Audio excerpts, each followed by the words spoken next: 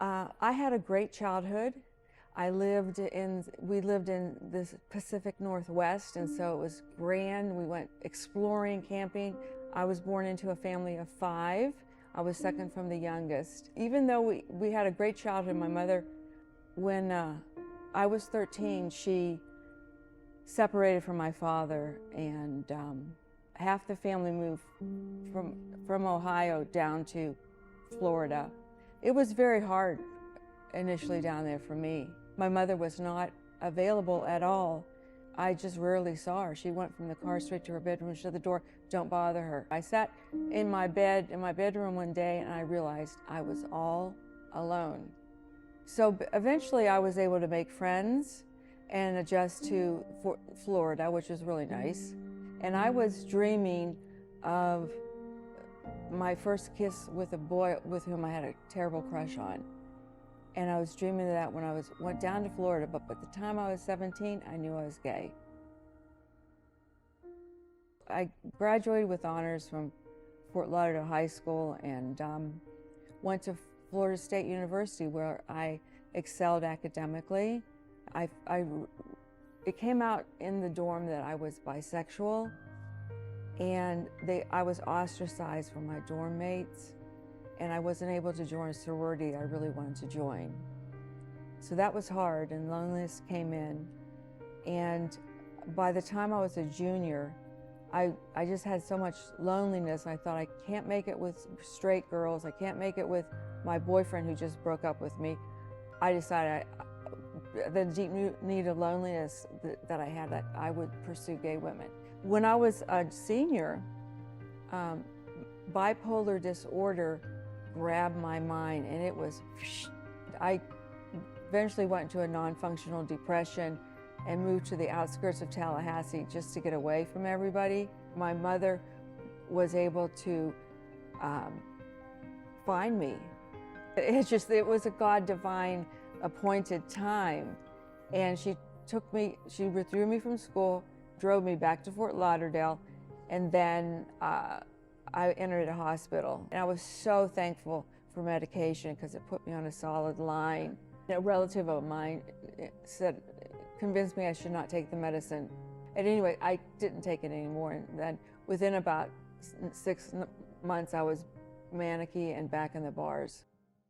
And one night I was trying to go to was going to one of the bars, and my mom stood in front of the door twice and said, "Don't go out, I think you're in danger." I thought that was the most ridiculous thing I had ever heard, because I've been going to bars for 7 years and nothing ever happened. So I just went, and that night I ended up in a bar down in Miami, and I hooked up with these Cubans that had this sex ring going on, and they were friends. I was friends with them, they were friends with me. After a night of partying, I went out to go home and entered the parking lot, which was across the street, and I saw at the end of the parking lot was a man in a large car. He looked at me from across the parking lot. I thought, oh my, what's this? I said, if I didn't know better, it looks like he's in a position to actually signal the car to come around the corner of a nearby building. So when I backed up, obviously I could not back any further. The car was right against my bumper, and I turned around to face the front, and there were 2 cars in front of me, one with the hood up, and 2 Cuban men walking down to my car on either side. And I just realized that God gave me a way out. There was enough room between the front bumper and their car for me to turn and get free. Then I went straight to the church that I had been to before. And so I told the pastor what I had done, and I ended up telling the deacon woman, and she said, well, have you ever accepted Christ? I said, no. She goes, well, you need to accept Jesus into your life, into your heart. So I did. I asked Jesus into my heart, and he came in a huge, big way. I felt his love for years on me, just massively, and he gave me hope where I had no hope before.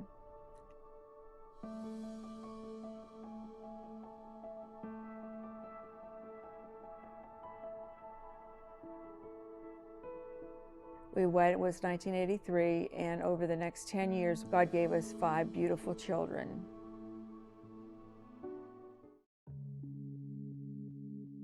In the mid-90s, I had this terrible pain in my heart, and I was weeping and crying, and I didn't know why.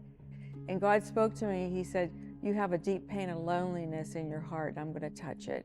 And He did. And one of the things He did was He had me go to it was a Christian program helping people with sexual brokenness. He had me relive other things, and there was healings. It lasted about 9 months maybe for me, and it was very tiring. And so you'd think I'd be, I would go fly on that for a while, but no, within 6 months of that program of ending, I was in a relationship with a former lesbian. And I put her above God over the next 6 years, above my husband, and worst of all, my children. I eventually ended it, and after that, it took a while for my children and my husband to regain trust in me. And they have come around me. They trust me now. They come around and support me, and it's really nice. My husband has really been a dream come true in a sense, because he stayed with me all through my ups and downs of bipolar, and he never left me. He stuck by me. And what now is happening in my marriage is that God's restoring it, creating it, celebrating it. Hallelujah. What I want to say is this. I think God has given me a ministry to help gays in Pittsburgh and beyond, and help other people with needs in their heart. To the gay people, I'd say to you that homosexuality is inherent in you. What happens is you have God-given needs that need to be met. And when they're not met in childhood and adolescence, you still have those unmet needs. And so sometimes you go into the arms of someone from the same sex to fulfill that need. And I say to you, and as being gay, that there's something bigger than your sexuality, and there's something deeper than your sexuality, and that's Jesus. And if you would turn to Him, even in a little bit of way, in a little tiny way, turn to Him and ask Him for help, or just say, "I acknowledge you," in that little bit of faith that you're acknowledging Him. I pray that He'll come into your life in a big way that you cannot deny, that will be a wonderful experience, as it has been for me for 40+ years.